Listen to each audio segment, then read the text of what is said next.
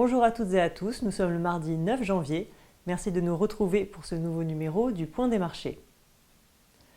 On observe depuis plusieurs semaines de gros mouvements sur le prix des engrais azotés. Bonjour Coralie, qu'est-ce qui explique cette hausse ? Bonjour Adèle, depuis le début de l'année 2021, effectivement, les prix des engrais azotés se sont envolés.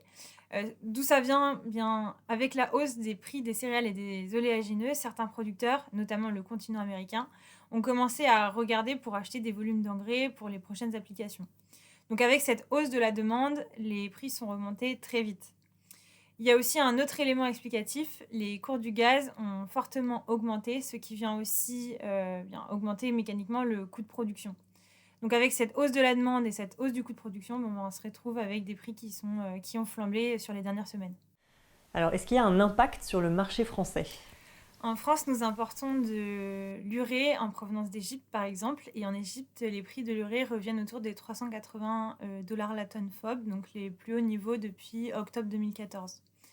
En France, les prix de l'urée franco atteignent les niveaux des 340 € la tonne.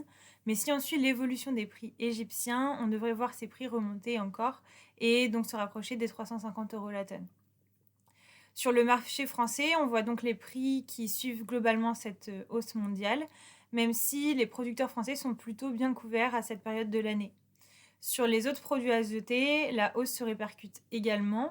La solution azotée en Fotron est passée de 164 € la tonne début janvier à 214 € la tonne la semaine dernière, ce qui représente une hausse d'à peu près 30% en un peu plus d'un mois.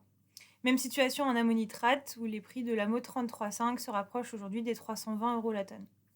Est-ce que le même mouvement est observé sur les engrais de fond ?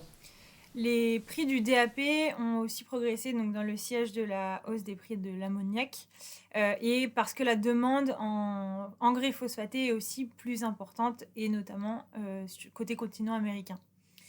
En France, donc, le DAP Faute Atlantique a augmenté d'à peu près 20% en un mois pour s'afficher autour des 407 € la tonne aujourd'hui.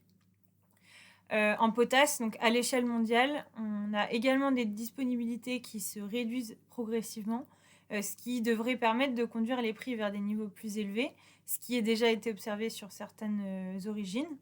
L'Inde regarde également pour lancer de nouveaux achats, si bien qu'on pourrait revoir un prix qui monte davantage dans les semaines à venir, même si pour le moment, en France, les prix de la potasse sont plutôt stables. Pour finir, quel est le conseil d'Agritel pour les producteurs ?